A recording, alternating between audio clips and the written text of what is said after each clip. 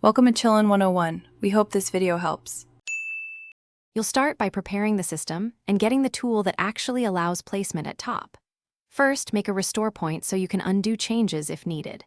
Next, download Explorer Patcher or Start All Back.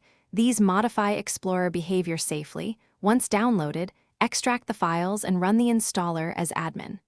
Make sure Windows Update is paused only if the tool recommends it, because updates can revert changes. Once installed, keep the app open for the configuration steps that follow. Now, open the configuration interface of your chosen tool and locate the taskbar position setting. Select Top from the Position drop-down and apply changes. Explorer will refresh and relocate the bar.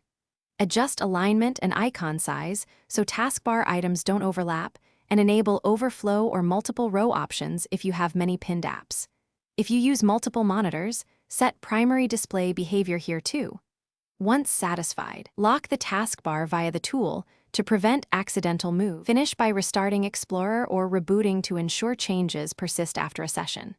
Test common workflows. Open apps, snap windows, and use system tray items to confirm nothing breaks.